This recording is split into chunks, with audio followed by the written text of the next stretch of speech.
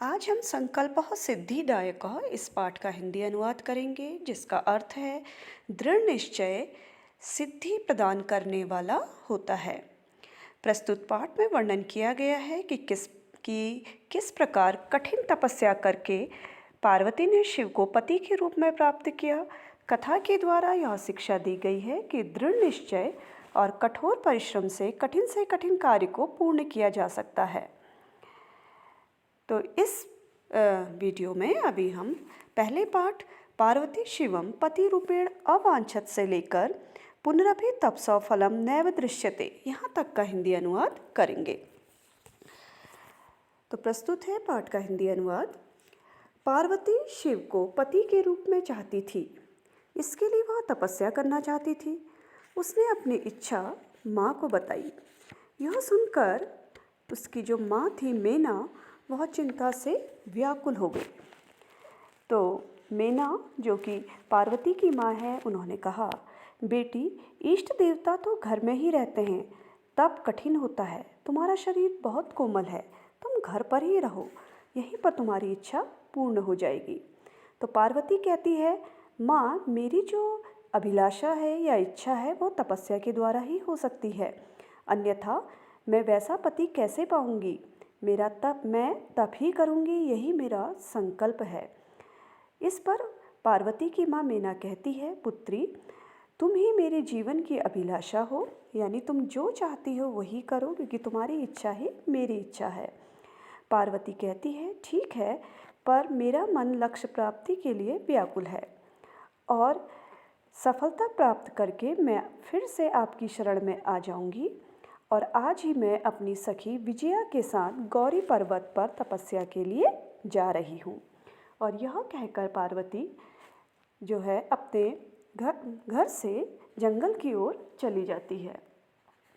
अब हम देखेंगे पार्वती मनसा वचसा कर्मणा च तपः एव तपति स्म, यहाँ से फलम नैव दृश्यते तक।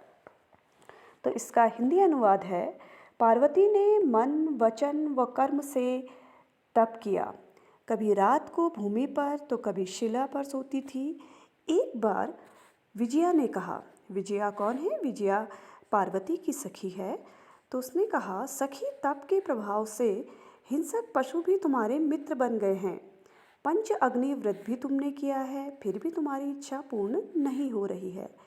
यह सुनकर पार्वती कहती है, अरे विजया, क्या तुम नहीं जानती, जो मनस्वी होते हैं, जो वे अपना धैर्य कभी नहीं छोड़ते। और एक बात और है, हमारी इच्छाओं की कोई सीमा नहीं होती है। तो यह सुनकर विजया कहती है कि तुमने वेदों का अध्ययन किया है, यज्ञ किया है, तप के कारण सारे संसार में तुम्हारी ख्याति है।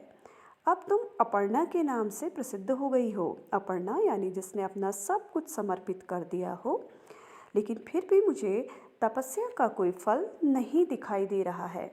कहने का मतलब है कि पार्वती की जो सखी है वह विजया कहती है कि तुमने इतनी कठोर तपस्या कर ली है, लेकिन इसके बाद भी जो है शिव तुमसे अभी तक प्रसन्न नहीं हुए हैं। अब हम दूसरे पेज पर आते हैं, जिसमें पार्वती अयि आतुर हृदये कथम त्वं चिंतिता। यहाँ से हम करेंगे, अयि पार्वती सत्यमेव त्वं शिवम पतिमिच्छसि उपहसन नामना। यहाँ तक का हिंदी अनुवाद करेंगे। तो पार्वती अपनी सहेली विजया से कहती है, अरे व्याकुल हृदय वाली, तुम क्यों चिंता कर रही हो।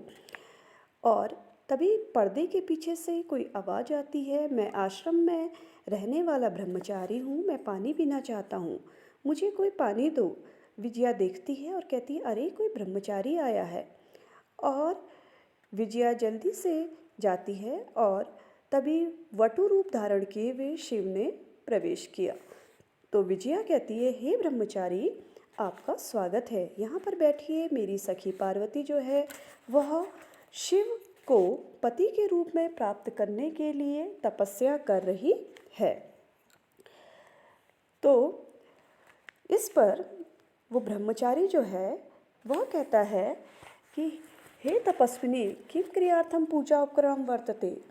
हे तपस्विनी, क्या तपस्या आदि करने के लिए यह पूजा सामग्री है स्नान के लिए तुमने यहाँ पानी भी रखा है, भोजन के लिए फल है। तुम तो जानती हो शरीर ही धर्म का आचरण करने का प्रमुख साधन है। इस पर पार्वती चुपचाप बैठी रहती है। तो ब्रह्मचारी कहता है, हे तपस्विनी, तुम किस लिए तपस्या कर रही हो? क्या शिव के लिए? पार्वती फिर भी चुपचाप बैठी रहती है। तो विजया जो है व्याकुल होके कहती है। तो ब्रह्मचारी जब पार्वती से इतनी बात करता है तो पार्वती उसे कोई जवाब नहीं देती है। इस पर उसकी सखी विजया कहती है, हाँ, यह शिव के लिए ही तपस्या कर रही है। तो ब्रह्मचारी जो है ब्रह्मचारी है वह अचानक जोर से हंसने लगता है। अब हम तीसरे पेज पे आएंगे। शिवः अन्यथा अशिवः। यहाँ से लेकर अब हम विनित नाना पार्वती विहसती यहाँ तक का हिंदी अनुवाद करेंगे। तो जब वह ब्रह्मचारी पार्वती से पूछता है, क्या तुम शिव के लिए जो है तपस्या कर रही हो? और जो वटुधारी जो शिव हैं अचानक जोर से हंसने लगते हैं, मजाक उड़ाने लगते हैं। तो ब्रह्मचारी कहता है, अरे पार्वती, सच में क्या तुम शिव को पति के रूप में चाहती हो? और शिव की मजाक उड़ाते हुए कहता है कि वह तो शिव अर्थात नाम से केवल शिव यानी शुभ है, अन्यथा वह तो अशिव है यानी अशुभ है। यानी उसका नाम तो शिव है यानी कल्याण करने वाला शुभ है, लेकिन वो क्या है, बहुत ही अशुभ है। अब अशुभ क्या है कि वो शमशान में रहता है, उसकी 3 आँखें हैं, वह बाघ की खाल पहनता है और अपने शरीर पर चिता की राख लगाता है, और उसके जो सेवक और नौकर आदि हैं वो तो भूत हैं। क्या तुम ऐसे शिव को पति के रूप में चाहती हो? तो अभी तक तो पार्वती चुप थी, लेकिन जब उसने उस ब्रह्मचारी से शिव की निंदा या बुराई सुनी तो पार्वती को क्रोध आ जाता है और पार्वती कहती है, अरे वाचाल अप्सर जगति न को अपि शिवस्य यथार्थम स्वरूपम जानासी। तो पार्वती को ये सब सुनकर जब वो शिव की बुराई सुनती है तो उसे बहुत क्रोध आता है और वो कहती है, अरे वाचाल, यहाँ से चले जा।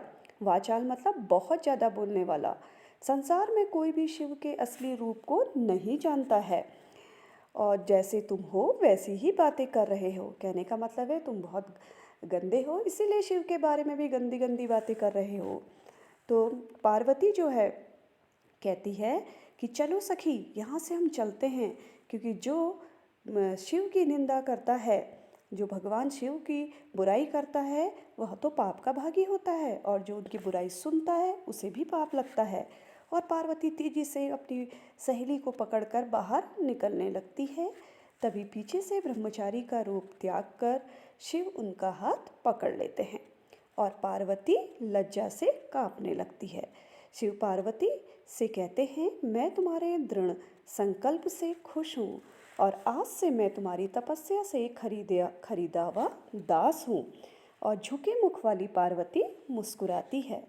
तो कहने का मतलब है कि शिव कहते हैं कि मैं तुम्हारी तपस्या से अब प्रसन्न हो गया हूँ। तुम जो चाहती हो वही वरदान तुम्हें प्राप्त होगा और तुम्हारी इच्छा पूर्ण होगी। धन्यवाद।